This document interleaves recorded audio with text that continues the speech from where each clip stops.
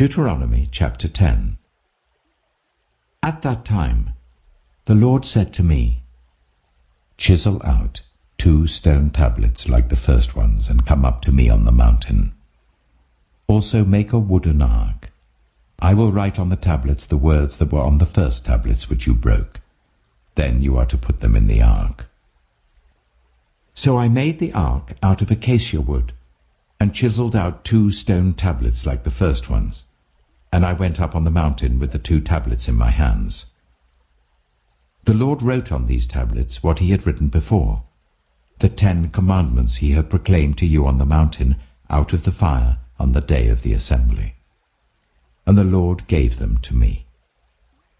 Then I came back down the mountain and put the tablets in the ark I had made, as the Lord commanded me, and they are there now. The Israelites travelled from the wells of Bene-Jaakan to Mosera. There Aaron died and was buried, and Eleazar his son succeeded him as priest. From there they travelled to Gudgodah, and on to Jotbathah, a land with streams of water. At that time the Lord set apart the tribe of Levi to carry the ark of the covenant of the Lord, to stand before the Lord to minister and to pronounce blessings in his name, as they still do today. That is why the Levites have no share or inheritance among their fellow Israelites. The Lord is their inheritance, as the Lord your God told them. Now I had stayed on the mountain for 40 days and 40 nights, as I did the first time, and the Lord listened to me at this time also. It was not his will to destroy you. Go, the Lord said to me, and lead the people on their way, so that they may enter and possess the land that I swore to their ancestors to give them. And now, Israel, what does the Lord your God ask of you, but to fear the Lord your God, to walk in obedience to him, to love him, to serve the Lord your God with all your heart and with all your soul, and to observe the Lord's commands and decrees that I am giving you today for your own good. To the Lord your God belong the heavens, even the highest heavens, the earth, and everything in it. Yet the Lord set his affection on your ancestors and loved them, and he chose you, their descendants, above all the nations. As it is today, circumcise your hearts, therefore, and do not be stiff-necked any longer. For the Lord your God is God of gods and Lord of lords, the great God, mighty and awesome, who shows no partiality and accepts no bribes. He defends the cause of the fatherless and the widow, and loves the foreigner residing among you, giving them food and clothing. And you are to love those who are foreigners, for you yourselves were foreigners in Egypt. Fear the Lord your God and serve him.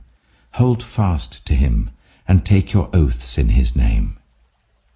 He is your praise. He is your God, who performed for you those great and awesome wonders you saw with your own eyes. Your ancestors, who went down into Egypt, were 70 in all. And now the Lord your God has made you as numerous as the stars in the sky. Deuteronomy chapter 11.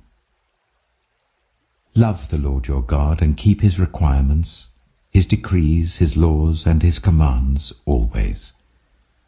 Remember today that your children were not the ones who saw and experienced the discipline of the Lord your God, his majesty, his mighty hand, his outstretched arm, the signs he performed and the things he did in the heart of Egypt, both to Pharaoh king of Egypt and to his whole country.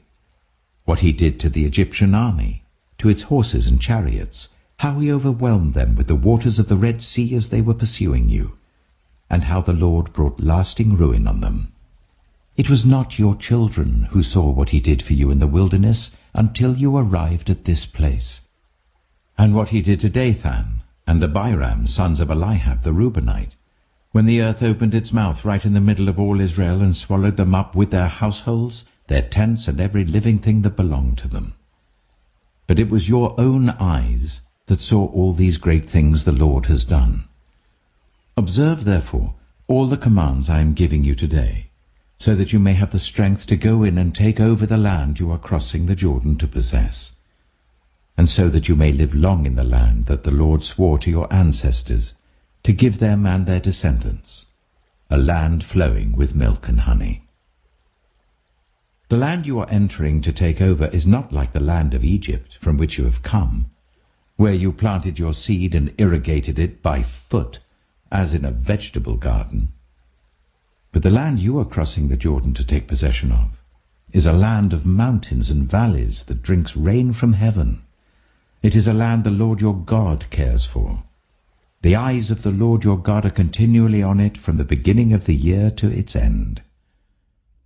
So if you faithfully obey the commands I am giving you today, to love the Lord your God and to serve him with all your heart and with all your soul, then I will send rain on your land in its season, both autumn and spring rains, so that you may gather in your corn, new wine, and olive oil.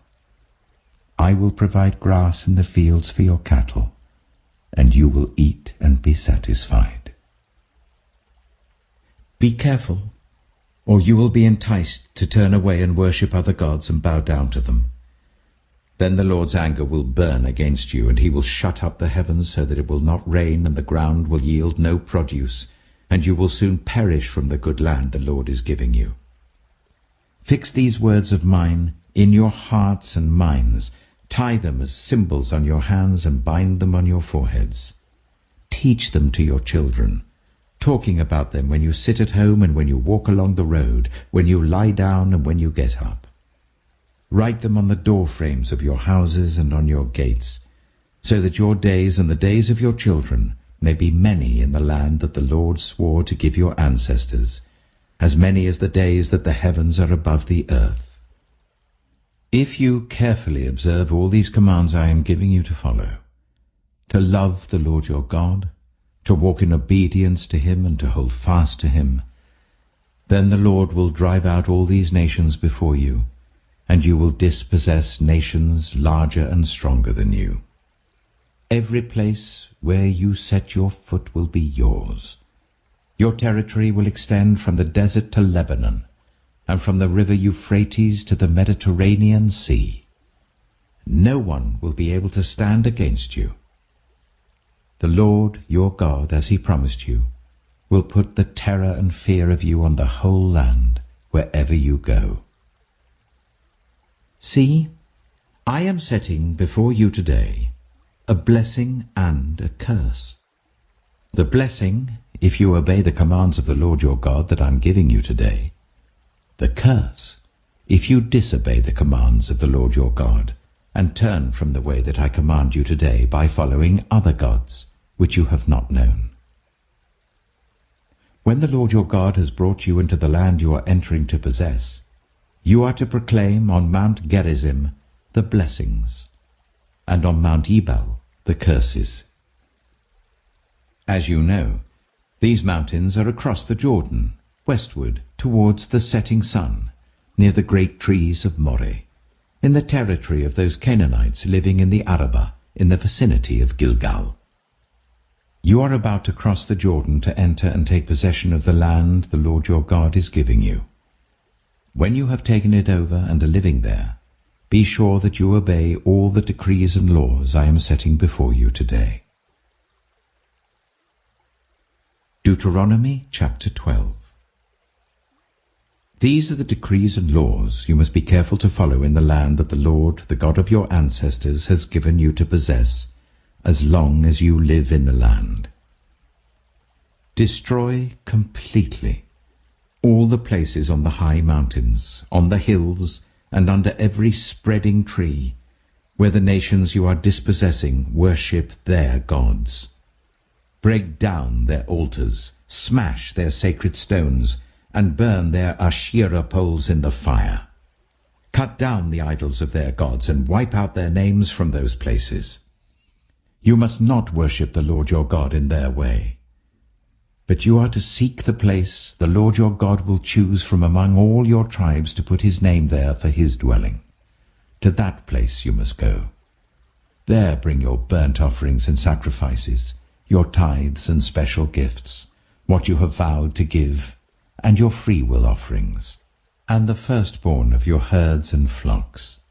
There, in the presence of the Lord your God, you and your families shall eat and shall rejoice in everything you have put your hand to, because the Lord your God has blessed you. You are not to do, as we do here today, everyone doing as they see fit, since you have not yet reached the resting place and the inheritance the Lord your God is giving you. But you will cross the Jordan and settle in the land the Lord your God is giving you as an inheritance, and he will give you rest from all your enemies around you, so that you will live in safety. Then, to the place the Lord your God will choose as a dwelling for his name, there you are to bring everything I command you, your burnt offerings and sacrifices, your tithes and special gifts, and all the choice possessions you have vowed to the Lord. And there rejoice before the Lord your God, you, your sons and daughters, your male and female servants, and the Levites from your towns, who have no land allotted to them or any inheritance of their own. Be careful not to sacrifice your burnt offerings anywhere you please. Offer them only at the place the Lord will choose in one of your tribes, and there observe everything I command you. Nevertheless, you may slaughter your animals in any of your towns, and eat as much of the meat as you want, as if it were gazelle or deer, according to the blessing the Lord your God gives you. Both the ceremonially unclean and the clean may eat it. But you must not eat the blood. Pour it on the ground like water. You must not eat in your own towns the tithe of your corn and new wine and olive oil, or the firstborn of your herds and flocks, or whatever you have vowed to give, or your freewill offerings or special gifts. Instead, you are to eat them in the presence of the Lord your God at the place the Lord your God will choose. You, your sons and daughters, your male and female servants, and the Levites from your towns. And you are to rejoice before the Lord your God in everything you put your hand to. Be careful not to neglect the Levites as long as you live in your land. When the Lord your God has enlarged your territory as he promised you, and you crave meat, and say, I would like some meat, then you may eat as much of it as you want. If the place where the Lord your God chooses to put his name is too far away from you, you may slaughter animals from the herds and flocks the Lord has given you as I have commanded you, and in your own towns you may eat as much of them as you want. Eat them as you would gazelle or deer. Both the ceremonially unclean and the clean may eat. But be sure you do not eat the blood, because the blood is the life, and you must not eat the life with the meat. You must not eat the blood. Pour it on the ground like water. Do not eat it, so that it may go well with you and your children after you, because you will be doing what is right in the eyes of the Lord. But take your consecrated things, and whatever you have vowed to give, and go to the place the Lord will choose. Present your burnt offerings on the altar of the Lord your God, both the meat and the blood. The blood of your sacrifices must be poured beside the altar of the Lord your God, but you may eat the meat. Be careful to obey all these regulations I am giving you, so that it may always go well with you and your children after you, because you will be doing what is good and right in the eyes of the Lord your God. The Lord your God will cut off before you the nations you are about to invade and dispossess. But when you have driven them out and settled in their land, and after they have been destroyed before you, be careful not to be ensnared by inquiring about their gods, saying, How do these nations serve their gods? We will do the same. You must not worship the Lord your God in their way, because in worshipping their gods They do all kinds of detestable things the Lord hates. They even burn their sons and daughters in the fire as sacrifices to their gods. See that you do all I command you. Do not add to it or take away from it.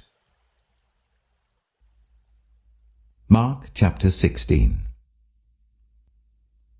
When the Sabbath was over, Mary Magdalene, Mary the mother of James, and Salome bought spices so that they might go to anoint Jesus' body. Very early on the first day of the week, just after sunrise, they were on their way to the tomb, and they asked each other, "Who will roll the stone away from the entrance of the tomb?" But when they looked up, they saw that the stone, which was very large, had been rolled away. As they entered the tomb, they saw a young man dressed in a white robe sitting on the right side, and they were alarmed. "Don't be alarmed," he said. "You are looking for Jesus the Nazarene, who was crucified. He has risen. He is not here. See the place where they laid him. But go, tell his disciples and Peter, he is going ahead of you into Galilee. There you will see him, just as he told you." Trembling and bewildered, the women went out and fled from the tomb. They said nothing to anyone, because they were afraid. When Jesus rose early on the first day of the week, he appeared first to Mary Magdalene, out of whom he had driven 7 demons. She went and told those who had been with him and who were mourning and weeping. When they heard that Jesus was alive and that she had seen him, they did not believe it.